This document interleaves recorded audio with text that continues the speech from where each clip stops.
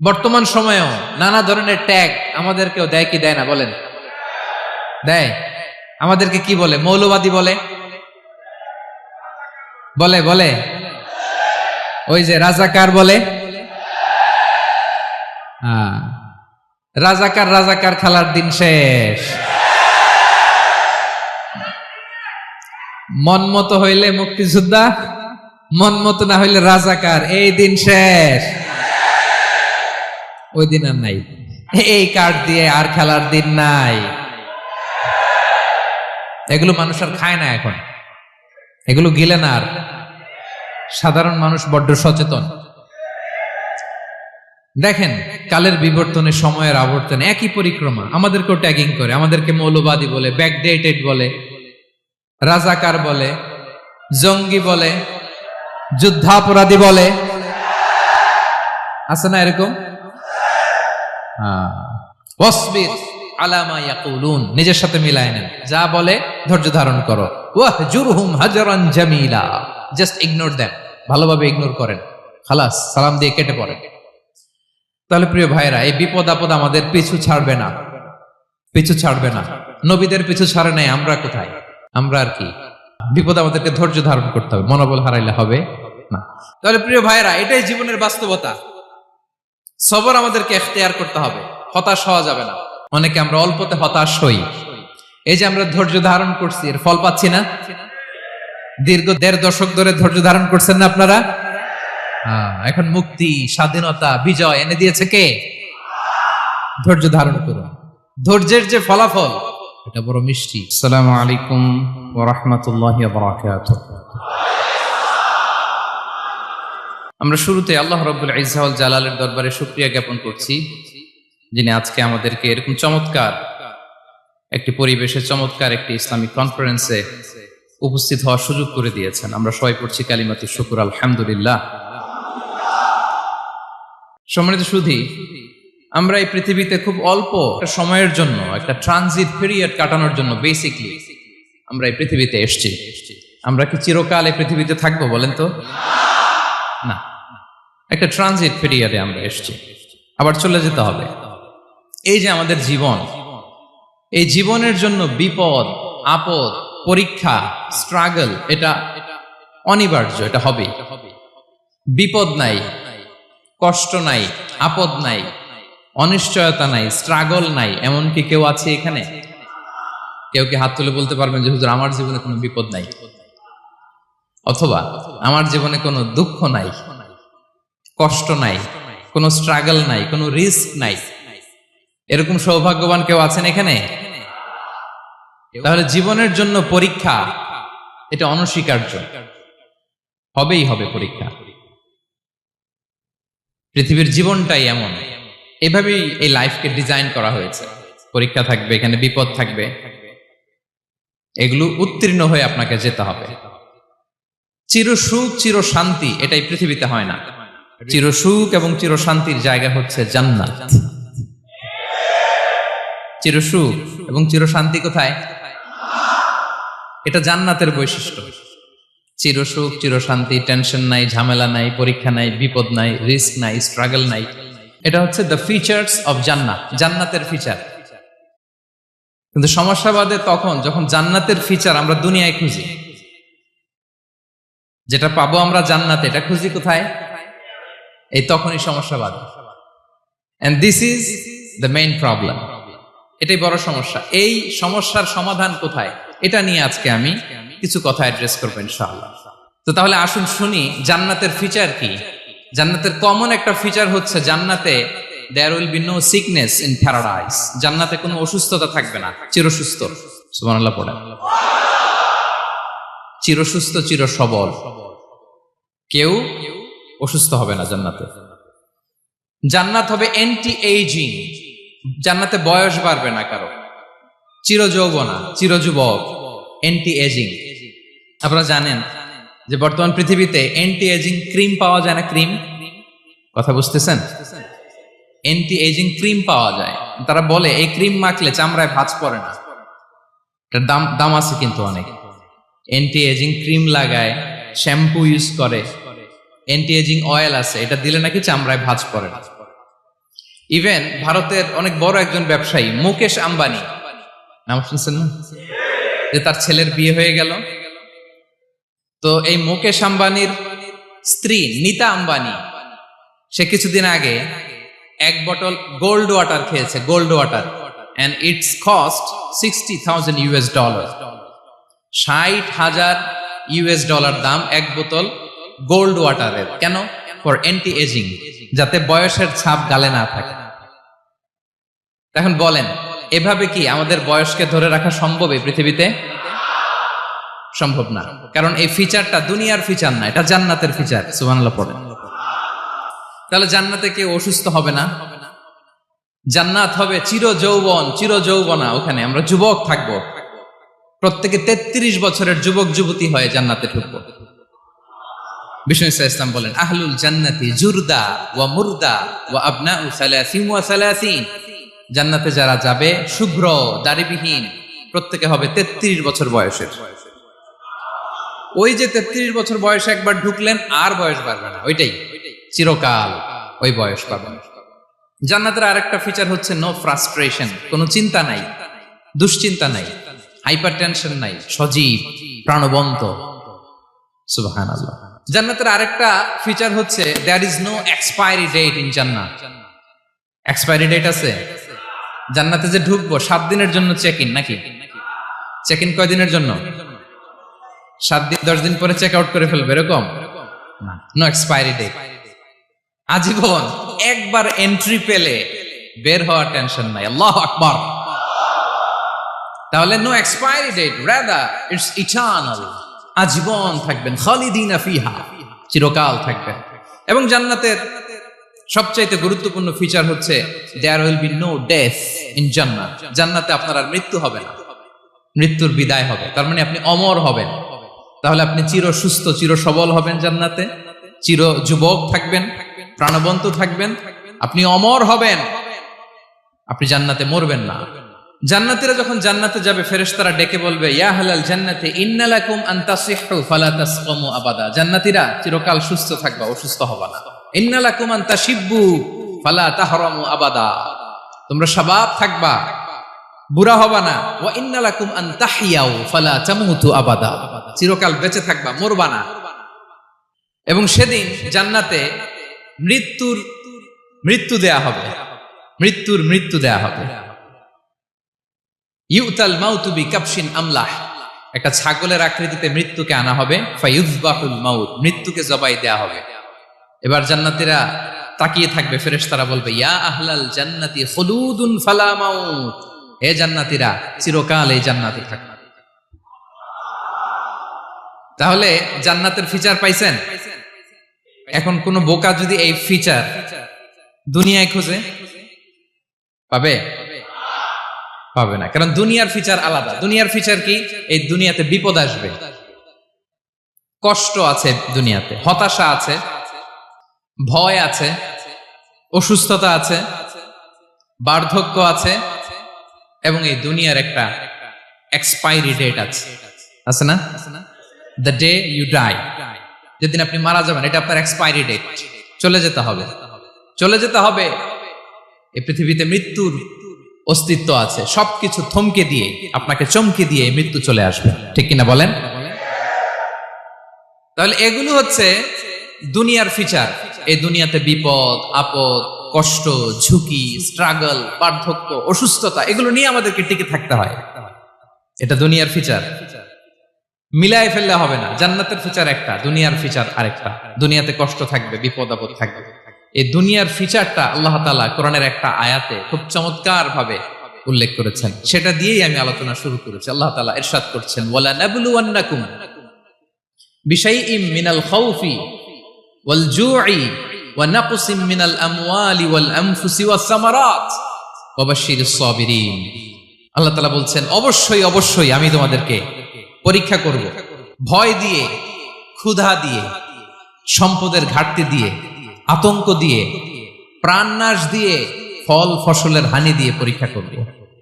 কিন্তু এই পরীক্ষায় যারা উত্তীর্ণ হবে, যারা সবর ইখতিয়ার করবে, ওয়াবাশশিরিস সাবিরিন, ধৈর্যশীলদের জন্যই হচ্ছে সুসংবাদ। আলহামদুলিল্লাহ পড়ে।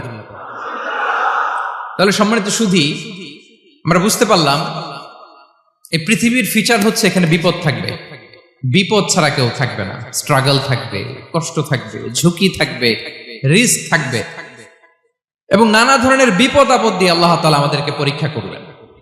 এটা মাস্ট, এটা আমাদের মাইন্ডসেটে নিয়ে নিতে হবে, মাইন্ডসেটে এটা ক্লিয়ার থাকতে হবে। চিরসুখ চিরশান্তি এই দুনিয়াতে মিলবে, কোথায় মিলবে তাহলে এটা? তাহলে বিপদ আসবেই, আপদ আসবেই, পরীক্ষা থাকবেই আমাদের জীবনে। তবে ইন্টারেস্টিংলি মজার বিষয় হচ্ছে পরীক্ষাটা এক একজনের এক এক রকম। পুরো পৃথিবীটা একটা পরীক্ষা ক্ষেত্র, কিন্তু কারো প্রশ্নপত্রের সাথে কারো প্রশ্নপত্রের কোনো মিল নাই। সুবহানাল্লাহ। আমার পরীক্ষা একরকম, আপনার পরীক্ষা আরেক রকম, ওই ভাইয়ের পরীক্ষা আরেক রকম, ওনারটা আরেক রকম। সবাই পরীক্ষার্থী, সবাই পরীক্ষার্থী, কিন্তু কারো প্রশ্নপত্রের সাথে কারো প্রশ্নপত্রের কোনো মিল নাই। কারো জন্য পরীক্ষা হচ্ছে সে খুব অসুস্থ, প্রচন্ড অসুস্থতা, তার জন্য পরীক্ষা। ক্যান্সারের রোগী, দুরারোগ্য ব্যাধি, ডক্টর বলছে 4th স্টেজে চলে আসছে, কয়েক মাস বাঁচতে পারে, এটা তার জন্য পরীক্ষা। আবার কারো দেখবেন যে খুব একটা অসুস্থতা নাই, অসুস্থতার ঝামেলা নাই, কিন্তু তার দারিদ্রতা আছে, তার আর্থিক অনটন, এটা তার জন্য পরীক্ষা। আবার কারো দেখবেন অসুস্থতাও নাই, দারিদ্রতাও নাই, তার দাম্পত্য জীবনের সমস্যা আছে না নাই? অনেকের দেখবেন এগুলো কোনোটাই সমস্যা না, তার ছেলে কথা শোনে না, মাদকাসক্ত। আহা, মাদকাসক্ত, রিহ্যাবে পাঠায়, আবার আসে, আবার গাঁজা খাওয়া শুরু করে, আছে না নাই বলেন? দেখেন তার পরীক্ষাটা আবার আলাদা। অনেকের দেখবেন মেয়ে বাবার কথা শোনে না। আবার অনেকের দেখবেন যে ব্যবসায় সমস্যা, লসের পর লস, লাভ উঠাতে পারে না। তাহলে পরীক্ষা ছাড়া, বিপদ আপদ ছাড়া দুনিয়াতে কেউ নাই, কেউ নাই প্রিয় ভাইরা। এটা আমাদের মাথায় রাখতে হবে। পরীক্ষা আপনাকে দিতেই হবে, পরীক্ষা দিয়ে দিয়েই নিজেকে প্রমাণ করতে হবে। আর এক একজনের পরীক্ষাটা এক এক রকম, কারো পরীক্ষার সাথে কারো পরীক্ষার কোনো মিল থাকবে না। তো মাঝে মাঝে আমরা এটা ভুলে যাই। আল্লাহ তাআলা কালামে পাকে রিমাইন্ডার দিয়ে আমাদেরকে স্মরণ করিয়ে দিতে চান যে এই পৃথিবীতে আসলে তোমরা এসেছো পরীক্ষা দিতে। এটাই জীবনের বড় বাস্তবতা। আমাদের জীবনে যত হতাশা, আমাদের জীবন নিয়ে যত অভিযোগ, আমাদের মনে যত কষ্ট, আমাদের হৃদয়ের ভেতরে যত অস্থিরতা, তার মূলে হচ্ছে এই সমস্যা যে আমরা ভুলেই গেছি আমরা পরীক্ষা দিতে আসছি। এটা যদি ভুলে না যান, এটা যদি আপনার মাইন্ডসেটে থাকে যে পুরো জীবনটা একটা পরীক্ষা, তাহলে দেখবেন কোনো কিছু আপনাকে কাবু করতে পারবে না। আপনি হতাশ হবেন না, জীবন নিয়ে আর অভিযোগ থাকবে না, আপনি ভেঙে পড়বেন না, সব অভিযোগ হতাশা দূর হয়ে যাবে। তার মানে বুঝতে পারলাম পরীক্ষা আপনাকে দিতেই হবে। পরীক্ষা দেয়া ছাড়া এই পৃথিবী থেকে চলে যাওয়ার কোনো চান্স বা সুযোগ আমাদের কারো নেই।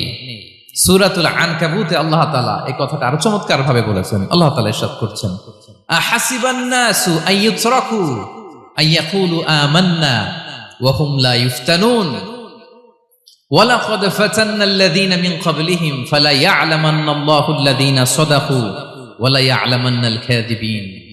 আল্লাহ বলেন, মানুষ কি ভেবেছে সে শুধু বলবে আমি ঈমানদার আর তাকে আমি জান্নাতে ঢুকাই দিব? না, কখনো না, কোশ্চিন কালেও না। বরং পূর্ববর্তীকালে যারা পৃথিবীতে এসেছিল তাদেরকে আমি পরীক্ষা নিয়েছি, পরীক্ষা করেছি, এবং তাকেও ঈমানের প্রশ্নে সে সত্যবাদী না মিথ্যাবাদী পরীক্ষা দিয়ে দিয়ে নিজেকে প্রমাণ করতে হবে। ঠিক কিনা বলেন? পরীক্ষা দিয়ে আপনাকে প্রমাণ করতে হবে। এবং এই পরীক্ষার ব্যাপারটা, এটা যে শুধু আমরা সাধারণ মানুষ আমাদের জীবনে দুঃখ বিপদ পরীক্ষা এমনটা না। এই পৃথিবীর সবচাইতে শ্রেষ্ঠ মানুষ যারা ছিলেন তাদেরকে আল্লাহ পরীক্ষা নিয়েছেন। বলেন তো এই পৃথিবীতে সবচাইতে শ্রেষ্ঠতম মানুষ কারা? সবচাইতে শ্রেষ্ঠ ভালো মানুষ কারা ছিল পৃথিবীতে? বলেন তো নবীরা। আওয়াজ করে বলেন তো কারা? তো বলেন তো নবীদের জীবনে পরীক্ষা ছিল কি ছিল না? হ্যাঁ ছিল। বেশি না কম? বিষ্ণু ইসলামকে জিজ্ঞাসা করা হলো, আইয়ুন নাসি আশাদ্দু বালাআন ইয়া রাসূলুল্লাহ, হে আল্লাহর রাসূল এই পৃথিবীতে কাদের জীবনে পরীক্ষা বেশি? বিষ্ণু ইসলাম বললেন, আল আম্বিয়া, নবীদের জীবন। আল আম্বিয়া সুম্মাল আমসাল ফাল আমসাল, সবচাইতে জীবনে পরীক্ষার সম্মুখীন সবচাইতে বেশি হয়েছেন নবীরা। তারপরে নবীদের পরবর্তী অবস্থান যাদের, সিদ্দিকিন যারা, সোহাদা যারা, সলিহিন যারা, আল্লাহওয়ালা যারা, তাদের জীবনে পরীক্ষা বেশি। ইউবতালার রাজুলু আলা হাসাবি দীনি, ব্যক্তির দিনদারি যত বেশি তার জীবনে আল্লাহর পরীক্ষাও তত বেশি। আপনি আল্লাহওয়ালা হবেন, আপনার জীবনে পরীক্ষাও অনেক বেশি। এজন্য ইমানদার হওয়া যেমনি মর্যাদার, ইমানদারের জীবনে পরীক্ষাও হবে অনেক বেশি। এবং পরীক্ষা যত বড়, খেয়াল রাখতে হবে, মন খারাপ করার কোনো সুযোগ নেই। পরীক্ষা যার জীবনে যত বড়, সেটাতে সফল হতে পারলে ওটার প্রতিদানও বড়। পরীক্ষা যত বড়, এটাতে সাকসেস হইতে পারলে এটার রিওয়ার্ডও তত বড়। বিষ্ণু ইসলাম বলেন, ইযামুল জাযাই মাআ ইযামিল বালা, বালা যত বড়, জাযাও তত বড়, প্রতিদানও তত বড়। কারণ নবীদের জীবনে যদি খেয়াল করেন, দেখবেন যেই নবীর জীবনে পরীক্ষা যত বেশি, সেই নবীর জীবনে সফলতাও তত বেশি। সাইয়েদনা ইব্রাহিম আলাইহিস সালামের কথাটা একটু খেয়াল করেন তো, বলেন তো ওনার জীবনে পরীক্ষা কেমন ছিল, বেশি না কম? ওনার জীবনের পরীক্ষা থেকেই তো আমরা এই শব্দটা ব্যবহার করি, আমরা বলি অগ্নি পরীক্ষা। কি বলি? মানে আগুনে নিক্ষেপ করা হয়েছে সাইয়েদনা ইব্রাহিম আলাইহিস সালামকে, তাও স্বাভাবিকভাবে না, উলঙ্গ করে, ন্যাকেট করে ওনাকে অপমানিত করবার জন্য ওনার গায়ের জামা কাপড় খুলে উলঙ্গ অবস্থায় আল্লাহর খলিল সাইয়েদনা ইব্রাহিম আলাইহিস সালামকে অগ্নিকুণ্ডে নিক্ষেপ করা হয়েছিল। এরকম এক্সপেরিয়েন্স এই অডিটোরিয়ামের ভেতরে আমাদের কখনো হয়েছে? তাইলে সাধারণ মানুষের জীবনের পরীক্ষা আর নবীদের জীবনের পরীক্ষার মধ্যে পার্থক্য আছে না নাই? ওই পরীক্ষায় উনি পাশ করে ফেললেন। 86 বছর পর্যন্ত আল্লাহর কাছে দোয়া করলেন, আল্লাহ আমাকে একটা নেককার সন্তান দাও। আল্লাহ সন্তান দেয় না। 86 বছর পরে আল্লাহ তাআলা সাইয়েদনা ইব্রাহিম আলাইহিস সালাম এবং হাজারের ঘরকে উজালা করে সন্তান দিলেন। সাইয়েদনা ইসমাঈল আলাইহিস সালাম পৃথিবীতে আসলেন কত বছর বয়সে? 86 বছর বয়সের এখানে কেউ আছেন? হ্যাঁ, আছি আমরা? কেউ নাই। 86 বছর বয়সে প্রথম সন্তান পেয়েছে। তাদের ঘরকে উজালা করে আল্লাহর নবী সাইয়েদনা ইসমাঈল আলাইহিস সালাম আসলেন। এবার আল্লাহ বললেন, যাও স্ত্রীকে আর এই কলিজার টুকরা সন্তানকে, থাকো তো প্যালেস্টাইনে, প্যালেস্টাইন থেকে ১,৫০০ কিলোমিটার দূর, দ্য ব্যারেন ল্যান্ড, ওই মক্কার ধুধুমরু প্রান্তরে রেখে আসো, যেখানে কেউ নাই, মানুষ নাই, গাছ নাই, পাখি নাই, পানি নাই, যাও রেখে আসো। আচ্ছা বলেন তো, ৮৬ বছর পরে যে লোকটা সন্তান পেল, বুঝে শুনে উত্তর দিয়েন, ৮৬ বছর পরে যে লোকটাকে আল্লাহ তাআলা সন্তান দিল, তার হৃদয়ে ওই সন্তানের জন্য মায়া বেশি না কম? এমনি তো আমাদের প্রথম সন্তানের হিস্ট্রিটা একটু খেয়াল করেন তো। প্রথম আমাদের যে মেয়ে হয়েছিল বা যাদের ছেলে হয়েছিল, তার প্রতি আদর, সোহাগ, দরদ, ভালোবাসা, আল্লাহ কত ছিল। আর ৮৬ বছর বয়স আল্লাহ তাআলা ওনাকে সন্তান দিলেন, দিয়ে বললেন, যাও হাজারকে আর ইসমাঈলকে মক্কার ধুধুমরু প্রান্তরে রেখে আস। আল্লাহ তাআলা বলতে দেরি, চলে যেতে দেরি নাই, মুহূর্তে উনি রওনা হয়ে গেলেন। সুবহানাল্লাহ পড়বেন না? রেখে আসলেন মক্কার ধুধুমরু প্রান্তরে। এবার আল্লাহ বললেন, যাও রিটার্ন ব্যাক টু প্যালেস্টাইন, প্যালেস্টাইনে চলে যাও। চলে গেলেন, হৃদয়টা ভেঙে খান খান। অনেক বছর পরে আল্লাহ তাআলা আবার অনুমতি দিলেন, যাও এবার ছেলেকে দেখে আসতে পারো, যাও প্যালেস্টাইন থেকে আবার মক্কায় যাও। সাইয়েদনা ইব্রাহিম আলাইহিস সালাম প্যালেস্টাইন থেকে আবার ১,৫০০ কিলোমিটার পথ পাড়ি দিয়ে, এখনকার মতো ফ্লাইটে যায় না, গাড়িতেও না, উটে করে। কিসে করে? উনি যে কতবার মক্কা থেকে ফিলিস্তিন এসেছেন আর গিয়েছেন, কোন ইয়ত্তা নাই, হিসাব নাই। গেলেন, এবার ছেলেটা হাঁটতে পারে, দৌড়াতে পারে, একটু একটু কথা বলতে পারে, আব্বু আব্বু ডাকতে পারে। কেমন মায়া লাগে বলেন তো? মায়া ভালোবাসায় যখন টইটম্বুর, ঠিক ওই মুহূর্তে আল্লাহ বললেন, ছেলেকে জবাই করো, জবাই করো ছেলেকে। আল্লাহ তাআলা বলতে দেরি করেছেন, আল্লাহর আদেশ পালনে ১ সেকেন্ডও তিনি দেরি করেন নাই। ছুরি চালালেন, জান্নাত থেকে দুম্বা নিয়ে আসা হলো। এভাবে আল্লাহর নবী ইব্রাহিম আলাইহিস সালাম উনার জীবনের প্রতিটি ক্ষেত্রে যেখানে আল্লাহ তাআলা উনাকে পরীক্ষা নিয়েছেন, উত্তীর্ণ হয়েছেন। এবং দেখেন উনাকে আল্লাহ তাআলা কি উপহার দিলেন। আল্লাহ তাআলা উনাকে খলিলুল্লাহ উপাধি দিলেন, আল্লাহর বন্ধু। সুবহানাল্লাহ বলেন। আল্লাহ তাআলা বলছেন, ওয়া ইযি বিতালা ইব্রাহিম রাব্বুহু বিকালিমাতিন ফাআতাম্মাহুন, ক্বালা ইন্নী জাইলুকা লিন-নাসি ইমামা। আল্লাহ অনেকগুলো পরীক্ষা নিয়েছিলেন সাইয়েদনা ইব্রাহিম আলাইহিস সালাম, প্রতিটা পরীক্ষায় সাকসেসফুলি পাস করেছেন, গোল্ডেন এ প্লাস। আল্লাহ বলেন ইন্নী জাইলুকা লিন-নাসি ইমামা, I'm gonna make you the leader for the entire human being. I'm gonna appoint you as a leader for the entire universe. গোটা বিশ্বের জন্য, গোটা মানবতার জন্য আমি তোমাকে লিডার বানায় দিলাম। ইযামুল জাযাই মা'a ইযামিল বালা। পরীক্ষা যত বড়, ওই পরীক্ষায় পাশ করলে ওইটার ফলাফল ও প্রতিদানও বড়। তাহলে দেখেন প্রিয় ভাইরা, সাইয়েদনা ইব্রাহিম আলাইহিস সালামের জীবনে পরীক্ষার কোনো শেষ ছিল না। আমি আপনি কোথায়? আল্লাহর খলিলের জীবনে যদি এত পরীক্ষা থাকতে পারে, আমি আপনি কোথায় বলেন তো? এবার বলেন, সাইয়েদনা মূসা আলাইহিস সালাম, ওনার জীবনে তো কোনো পরীক্ষার ছিল না। হ্যাঁ, গুণে শেষ করতে পারবেন? জন্মটাই তো হয়েছে পরীক্ষার মধ্য দিয়ে। মিশরের ছেলে সন্তান হইলেই ফেরাউন বলছে জবাই করো। ওনার মা এরকম সিন্ধুকে করে ভাসায় দিলেন নীল নদীতে। আল্লাহু আকবার! কি একটা রোমাঞ্চকর পরিস্থিতির মধ্য দিয়ে আল্লাহ তাআলা ওনাকে বাঁচালেন। সুবহানাল্লাহ। জন্মই হয়েছে পরীক্ষার মধ্যে দিয়ে। বড় হইলেন, ফেরাউনের ভয়ে দেশ ত্যাগ করলেন, মিশর থেকে মাদিয়ান। আবার আল্লাহর আদেশে যখন ফিরে আসলেন, আবার ফেরাউনের সাথে তর্ক বিতর্ক, যুদ্ধ। একটা রাত আল্লাহ নবী মূসা আলাইহিস সালাম শান্তি মতো মিশরে ঘুমাতে পারে নাই। একটা রাত। শেষ পর্যন্ত এই ফেরাউন মূসা আলাইহিস সালামকে ধাওয়া করেছে। ফেরাউনের ধ্বংসের আগ পর্যন্ত সে মূসা আলাইহিস সালামকে ধাওয়া করেছে। তার মানে মূসা আলাইহিস সালাম এই বিপদ আপদ পরীক্ষা এগুলো থেকে মুক্তি পান নাই। এবার বলেন ঈসা আলাইহিস সালামের কথা। ওনার জীবনে তার পরীক্ষা ছিল না। কি পরীক্ষা ছিল? হ্যাঁ, আল্লাহু আকবার। Same scenario goes to the biography of every messenger in the world. পৃথিবীর সব নবীর ক্ষেত্রে একই ঘটনা ঘটেছে। সাইয়েদনা ঈসা আলাইহিস সালাম দাওয়াত যখন দিলেন, ওনার বিরোধিতা শুরু হলো, ওনাকে হত্যার ষড়যন্ত্র হলো। ইভেন কি ওনাকে মারার জন্য বনি ইসরায়েলেরা উদ্ধত হলো, জানে বাঁচবার জন্য পালালেন। এক ঘরে ঢুকলেন, চারদিক দিয়ে ঘেরাও করলো। উনি দরজা জানালা লাগাই দিলেন। ওরা বললো একজন দরজা ভেঙে জানালা ভেঙে ভিতরে ঢুকো, ঢুকে দেখো বেটা ঈসা কি করে। একজন ভিতরে ঢুকছে, ঢুকার সাথে সাথে বল রাফাআহুল্লাহু ইলাইহি, আল্লাহ তাআলা ঈসা আলাইহিস সালামকে উপরে উঠায় নিল। আর যেই লোকটাকে তারা ভিতরে ঢুকালো, তার চেহারাকে আল্লাহ তাআলা ঈসা আলাইহিস সালামের চেহারার মতো করে দিলেন। এবার তার বাইরের সাথীরা বলে, ঘটনা কি? বেটা ঈসাও বেরোয় না, আমাদের লোকটাও বেরোয় না, সবাই ঢুক। দরজা ভেঙে ভেতরে ঢুকে দেখে ঈসা দাঁড়ায় আছে। বলেন তো, এটা ঈসা না মিসা? এটা কি আসল ঈসা? ওমা কতালু ওমা সলাবু ওয়ালাকিন শুব্বিহা লাহুম। আল্লাহ বলে, তোমরা আমার নবী ঈসাকে হত্যাও করতে পারো নাই, শুলেও চড়াতে পারো নাই। আমি সেফটি সিকিউরিটি দিয়ে আমার নবী ঈসা আলাইহিস সালামকে আকাশে তুলে নিয়েছি। তাহলে ওনার জীবনও পরীক্ষার শেষ ছিল না। এবার যদি আমরা বিশ্বনবী সাল্লাল্লাহু আলাইহি ওয়াসাল্লামের জীবনের দিকে তাকাই, ওনার জীবনটা দেখেন তো। আমাদের পেয়ারা নবী বিশ্বনবী মুহাম্মদুর রাসূলুল্লাহ সাল্লাল্লাহু আলাইহি ওয়াসাল্লাম, ওনার জীবনে কি স্ট্রাগল ছিল? স্ট্রাগল। মাক্কি জীবনের কথা যদি একটু খেয়াল করেন, দেখেন তো 3 বছর শিয়াবে আবি তালেবে জেল খেটেছেন, না খেয়েছিলেন।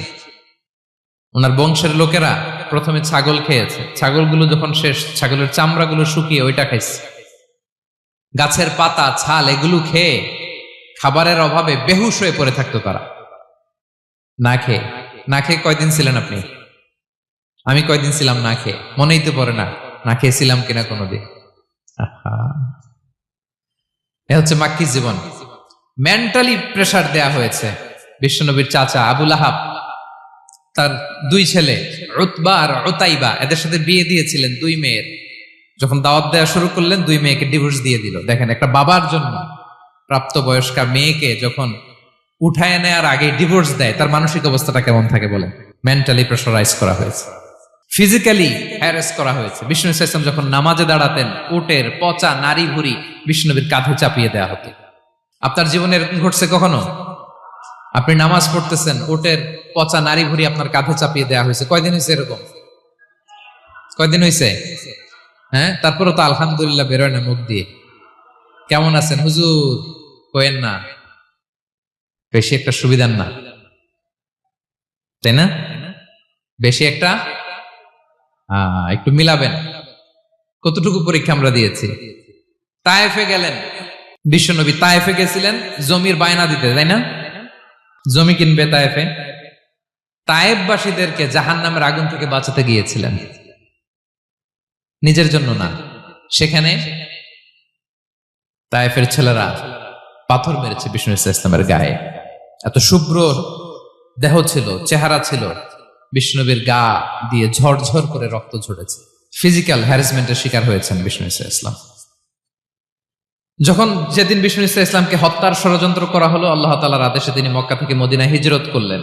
মদিনাতে যে একটা রাত, সপ্তম হিজরির আগ পর্যন্ত শান্তিতে ঘুমাতে পারেন নাই। 3 দিকে 3 ইহুদি বসতি, বনু কাইনুকা, বনু নদীর, বনু কুরাইজা। আহা, খাওয়ার মধ্যে বিষ মিশিয়ে দেয়া হয়েছিল বিষ্ণু ইসলামের। বাজুর, খাসির বাজুর রান পছন্দ করতেন। এক ইহুদি মহিলা বিষ্ণু ইসলামের ওই রানের মধ্যে বিষ মিশিয়ে দিয়েছিল। ওই বিষের যন্ত্রণায় মৃত্যুর আগ পর্যন্ত বিশ্বনবী কাতরাতেন, এবং উনি ইন্তেকালের সময় ওই বিষের ব্যথা যন্ত্রণাতে ইন্তেকাল করেছেন। বিশ্বনবীর ইন্তেকালটা শাহাদাতের ইন্তেকাল ছিল। বিষ্ণু ইসলাম বলেছেন, ওই যে খায়বার এলাকার ওই মহিলা যে আমার খাবারে বিষ মিশিয়েছিল, সেই বিষের যন্ত্রণা, বেদনা, কষ্ট আমি অনুভব করছি।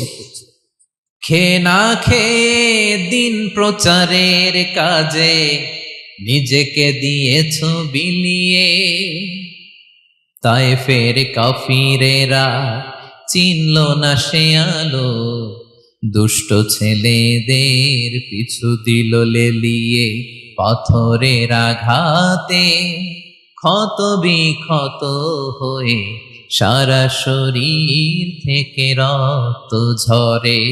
হে রাসূল তোমাকে ভুলি আমি কেমন করে, হে রাসূল তোমাকে ভুলি আমি কেমন করে।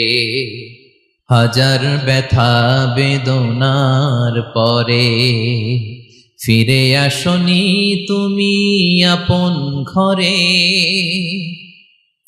দিনের আলো তুমি ছড়িয়ে দিতে চলে গেলে মদিনায় মক্কা ছেড়ে। হে রাসূল তোমাকে ভুলি আমি কেমন করে, হে রাসূল তোমাকে ভুলি আমি কেমন করে। ঠিক কিনা বলেন? একটা রাত শান্তিতে, শান্তির ঘুম তিনি দিতে পারেন নাই। প্রিয় ভাইরা, তাহলে আমরা কি বুঝলাম? বিশ্বনবীর জীবনও পরীক্ষা ছিল কি ছিল না? আমাদের উপায় আছে? আমরা বাঁচতে পারবো এই বিপদ আপদ পরীক্ষা ঝঞ্ঝাল থেকে? বাঁচতে চাইলেও বাঁচতে পারবো? পারবো না। ইমাম মালিক আলাইহি রাহমা নাম শুনেছেন? ইমাম মালিক, ওনার জ্ঞান থেকে লাখো লাখো মানুষ উপকৃত হয়েছে, কোটি কোটি মানুষ উপকৃত হয়েছে। মদিনার রাস্তায় রশি দিয়ে ওনাকে টেনে হিচড়ে এক এলাকা থেকে আরেক এলাকায় নিত জালেম বাদশারা। ইমাম মালিক আলাইহি রাহমা। ইমাম আহমদ ইবনে হাম্বল, ওনাকে বেত্রাঘাত করা হতো, চাবুক দিয়ে পেটানো হতো। আল ইমাম আল আযম আবু হানিফা আলাইহি রাহমা, ওনাকে কারাবন্দী করা হয়েছিল।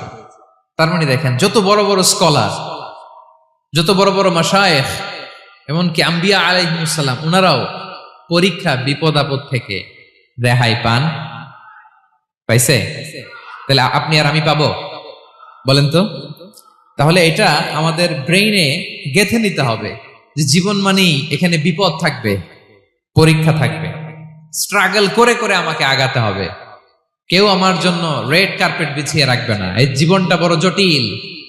This is life, how it's design. এভাবেই পৃথিবীকে ডিজাইন করা হয়েছে। এখানে বিপদ আছে, কষ্ট আছে। এই পরীক্ষা দিয়ে দিয়ে আপনাকে উত্তীর্ণ হতে হবে। বুঝতে পেরেছেন প্রিয় ভাইরা? নাও দ্য কোশ্চেন আরাইজ, এখন প্রশ্ন হচ্ছে, কেন আল্লাহ এই পরীক্ষা নেন? কেন? আল্লাহ তাআলা সূরা মুলকে বলেছেন, এই পৃথিবী সাজানোর, এই জীবন মৃত্যুর এই খেলা, এটার উদ্দেশ্যটাকে আল্লাহ তাআলা স্পষ্ট করে বলেছেন। আল্লাযী খালাকাল মাউতা ওয়াল হায়াতা লিয়াবলুয়াকুম আইয়ুকুম আহসানু আমালা। জীবন মৃত্যু দিয়ে তোমাদের জীবনকে সাজানো হয়েছে এজন্য, যাতে করে তিনি তোমাদের পরীক্ষা করতে পারেন। কি করতে পারেন? তোমাদের মধ্যে কে সৎকর্মে অগ্রগামী, কে কাজে ভালো, আমলে ভালো, এটা দেখার জন্য। বেসিকলি আল্লাহর দেখার প্রয়োজন নাই, আমাদেরকে দেখানোর জন্য এই পরীক্ষার আয়োজন। আমি ভালো করবো না খারাপ করবো এটা আল্লাহ জানে না, তো ওনার পরীক্ষা করা লাগে কেন? কথা বলেন। আমি জান্নাতি না জাহান্নামী এটা আল্লাহ জানেন না? বেসিকলি আমাদেরকে জানানোর জন্য এই পরীক্ষার আয়োজন। কাদেরকে জানানোর জন্য? মানে তুমি জেনে যাও তুমি জান্নাতি না জাহান্নামী। আমি ভালো করেই জানি। একটা ছোট্ট উদাহরণ দিলে বুঝতে পারবেন প্রিয় ভাইয়েরা। ধরেন আল্লাহ তাআলা দুইজনকে সৃষ্টি করলেন। উদাহরণস্বরূপ একজনের নাম আব্দুল্লাহ, আরেকজনের নাম আব্দুর রহমান। সৃষ্টির পরে আব্দুল্লাহকে বললেন, আব্দুল্লাহ আমি জানি তুমি পৃথিবীতে 50 বছর হায়াত পাইতা, খুব ভালো কাজ করতে, তুমি দুনিয়াতে অনেক ভালো কাজ করতে, এটা আমি আগেই জানি, আমার অসীম জ্ঞান বলে আমি আগে থেকেই জানি।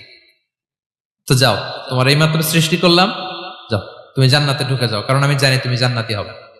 আচ্ছা, আর আব্দুর রহমান তুমি পৃথিবীতে খুব খারাপ কাজ করতে, এটা আমি জানতাম, তোমারে পাঠাইলে খারাপ কাজ করবা, তুমি সীমা লঙ্ঘন করবা, অন্যায় করবা, অপরাধ করবা, তুমি জাহান্নামী হবা, যাও।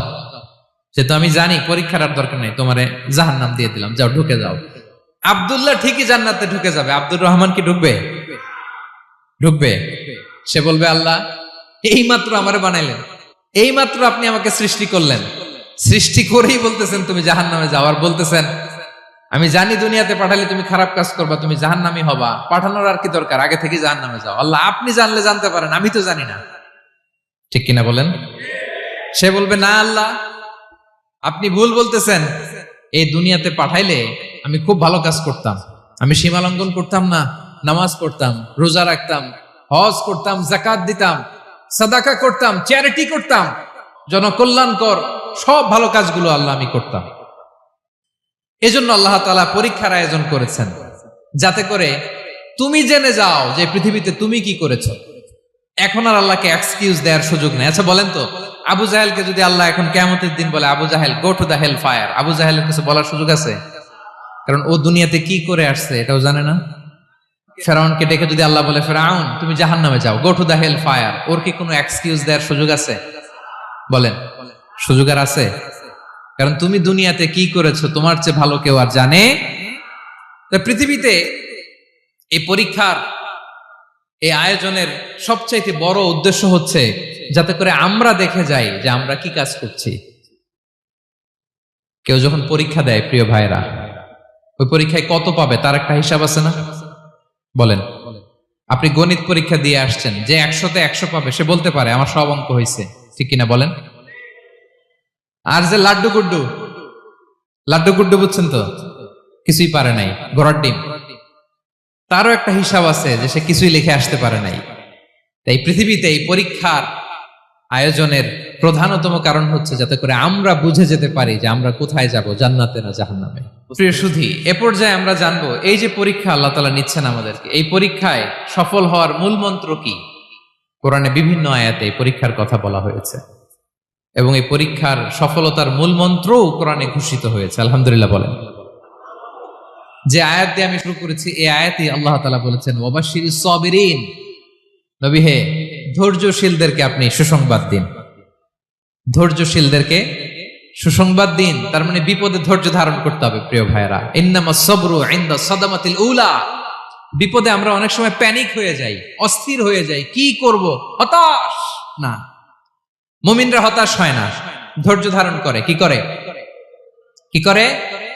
ধৈর্য ধারণ করার শক্তি দাও গো মেহেরবান আমায়, দাও গো মেহেরবান। পড়েন, ধৈর্য ধারণ করার শক্তি দাও গো মেহেরবান আমায়, দাও গো মেহেরবান। সবাই বলুন একসাথে, ধৈর্য ধারণ করার শক্তি দাও গো মেহেরবান আমায়, দাও গো মেহেরবান।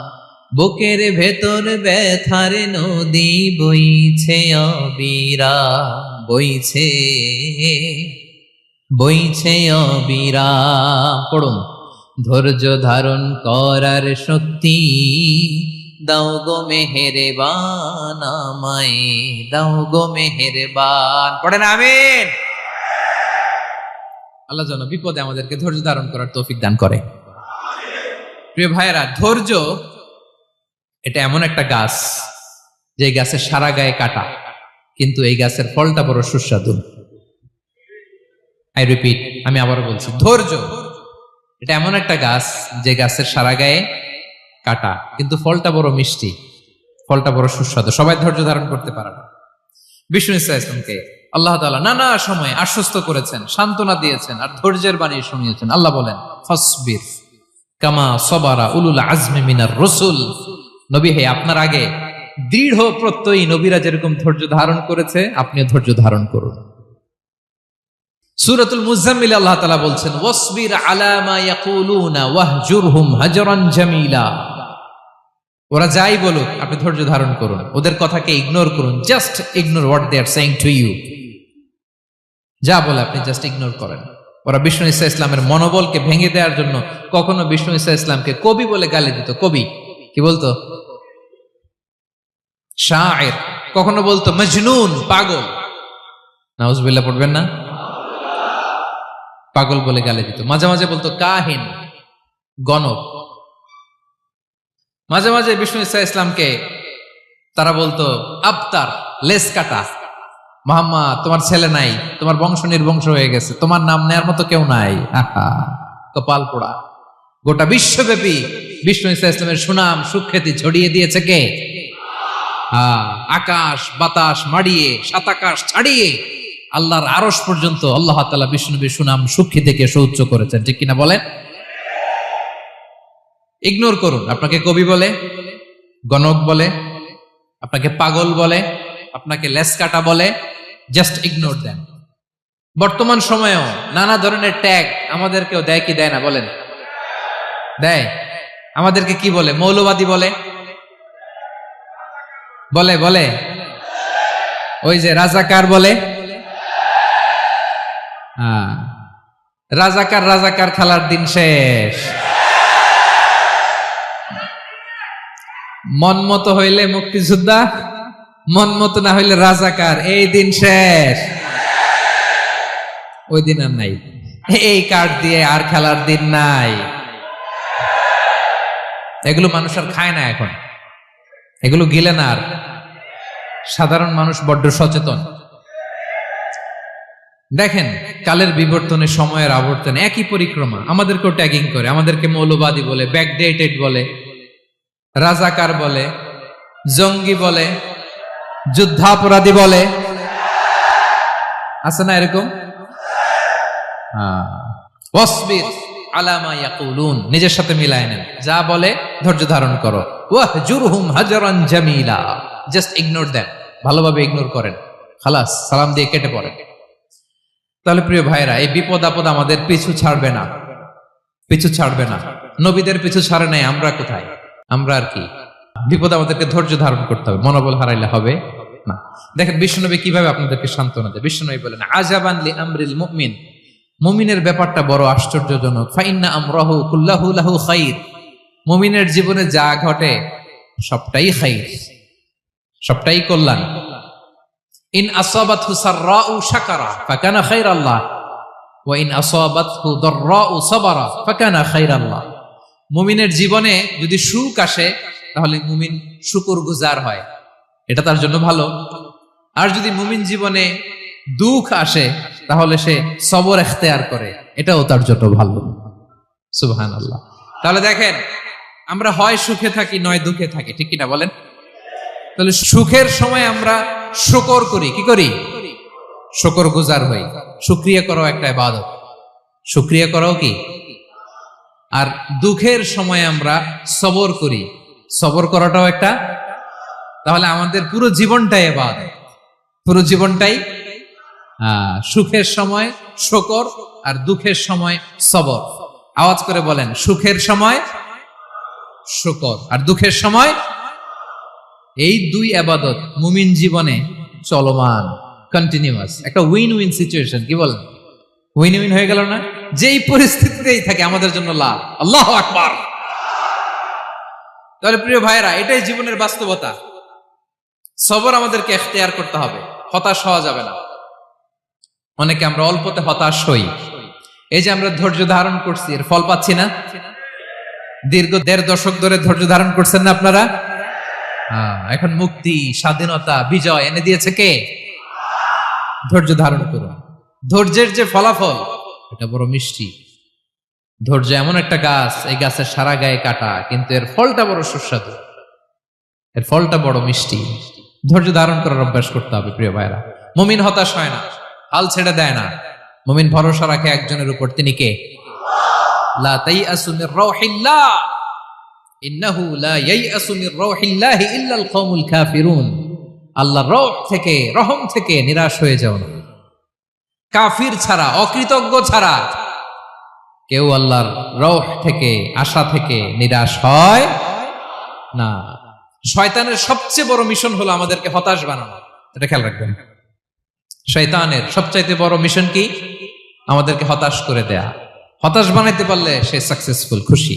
কিন্তু আমরা এত সহজে হতাশ হই না, আমরা নিরাশ হই না, আমরা বিপদে হাল ছেড়ে দেই না। আমরা ভরসা রাখি এক মহান সত্তার উপর, তিনি কে? মনে থাকবে?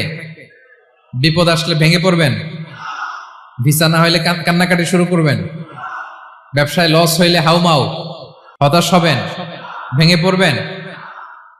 ধৈর্য ধারণ করব আমরা। আওয়াজ করে বলেন, আমরা কি করব? সবর। বিপদ ট্যাকেল দেওয়ার প্রথম স্টেপ হচ্ছে সবর। ধৈর্য ধারণ করতে হবে। অবশ্যই সাবিরিন, ধৈর্যশীলদেরকে সুসংবাদ দাও। বিপদ থেকে বাঁচার দ্বিতীয় স্টেপ হচ্ছে এই বিপদ থেকে উত্তরণের চেষ্টা করতে হবে। কন্টিনিউয়াস প্রচেষ্টা চালিয়ে যেতে হবে। ওয়াল্লাযীনা জাহাদু ফিনা লানাহদিয়ান্নাহুম সুবুলানা। যারা আমার রাস্তায় চেষ্টা করে, প্রচেষ্টা করে, স্ট্রাগল করে, তাদেরকে আমি পথ দেখিয়ে দেই, সুবুল দেখিয়ে দেই, ওয়ে আউট দেখায় দেই, এক্সিট দেখায় দেই। কোথাও আটকাবেন না আপনি, আপনাকে এক্সিট দেখাই দিবে কে? মালয়েশিয়াতে কেলুয়ার বলে না? কেলুয়ার কি বলে চেনেন? কেলুয়ার মানে কি? এক্সিট। এক্সিট পেয়ে যাবেন, আটকাবেন না আপনি জীবনে কোথাও। 3 নাম্বার, আল্লাহর উপর তাওয়াক্কুল করতে হবে বিপদ আসলে। ওমাইয়া তাওয়াক্কাল আলাল্লাহি ফাহুয়া হাসবুহ। আল্লাহর উপর যে তাওয়াক্কুল করে, আল্লাহই তার জন্য যথেষ্ট হয়ে যায়। তাহলে বিপদে প্রিয় ভাইরা আমরা প্যানিক হব না, ধৈর্য ধারণ করব, বিপদ থেকে উত্তরণের সর্বোচ্চ প্রচেষ্টা চালিয়ে যাব, আর ভরসা রাখবো একজনের উপর, তিনি কে? আর বিপদ আসলে এটাকে নেগেটিভলি নেবেন না সবসময়। বিপদ আপদ এটা অনেক পজিটিভ, ভালো জিনিস আমাদের জীবনে বয়ে নিয়ে আসে। শাইখুল ইসলাম ইবনু তাইমিয়া আলাইহি রাহমা, উনি বলতেন, খুব দামি কথা, খুব হেভি ওয়েট কথা, মনোযোগ দিয়ে শুনুন। তিনি বলতেন, যে নেয়ামত তোমাকে আল্লাহ থেকে দূরে সরায়, ওই নেয়ামতের চেয়ে বিপদ ভালো, যে বিপদ তোমাকে আল্লাহর দিকে ধাবিত করে।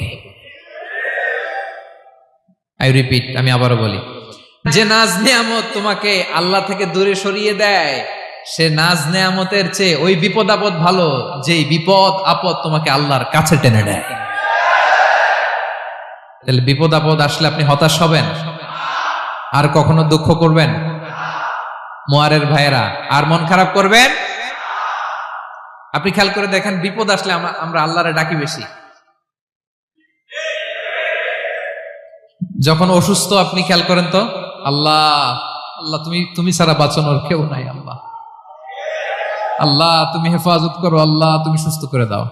যখন লাইফ থ্রেট, দেখেন আপনি গুম হয়ে যেতে পারেন, আপনার কারাবন্দী করতে পারে, এরকম একটা বিপদের মধ্যে আছেন, তখন খেয়াল করেন তো আল্লাহর সাথে আপনার কানেক্টিভিটি, রিলেশনশিপটা কতটা ডেভেলপ হয়।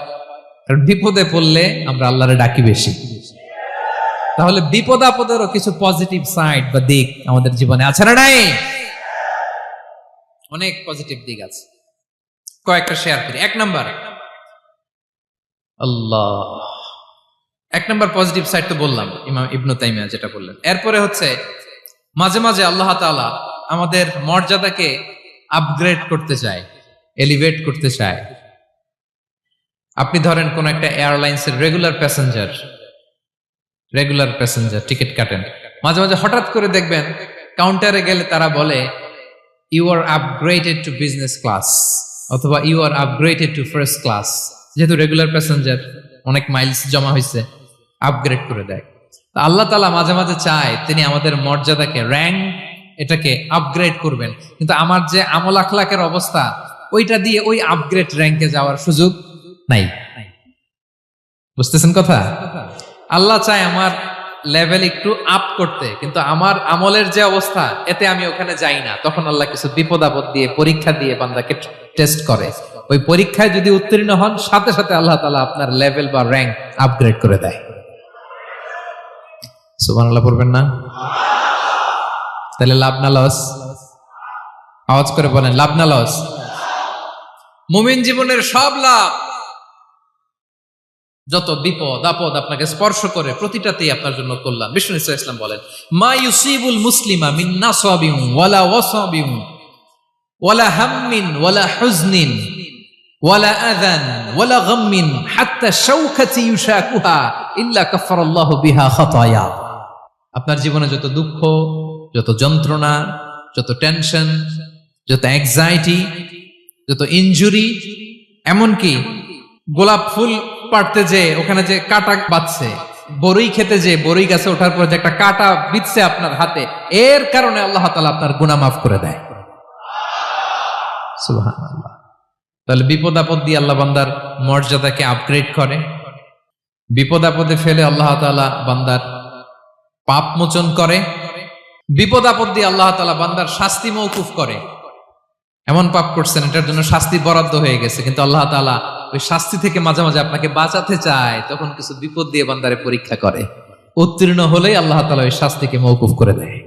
তাহলে আসুন সামারি করি, পুরো আলোচনাটার সামারি করি।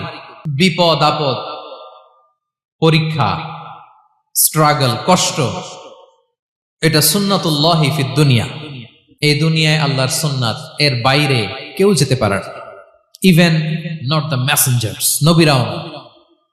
আজকের আলোচনায় শুনছেন না নবীদের জীবন দিয়ে কি গেছে, ups and downs, test and trial. নবীরাও না। তাহলে এটা আমাদের মাইন্ডসেটের সাথে সেট আপ করে নিতে হবে যে অতীতে, বর্তমানে, ভবিষ্যতে বিপদ আপদ মুক্ত এই পৃথিবীতে কেউ থাকবে না। পারবেন? হ্যাঁ, এটা মাইন্ডসেটে নিয়ে নিতে হবে যে এটাই জীবন। বিপদ আপদ দিয়ে আল্লাহ পরীক্ষা করবেন। এটাই পৃথিবী। চির সুখ, চির শান্তি এই পৃথিবীতে খুঁজলেই পাওয়া যায় না। শুরুতে বলছিলাম না, চির সুখ, চির শান্তি। বলেন তো এটা কি দুনিয়ার ফিচার না জান্নাতের ফিচার? জান্নাতের ফিচার দুনিয়ায় খুঁজলে পাওয়া যাবে? যাবে না। তাহলে আজকের আলোচনার 1 নাম্বার লেসন হচ্ছে বিপদ আপদ এটা সুন্নাতুল্লাহি ফিদ দুনিয়া। এই দুনিয়া আল্লাহর সুন্নাত, এটা থেকে মুক্তি পাওয়ার কোনো সুযোগ নাই, নবীরাও পায় নাই।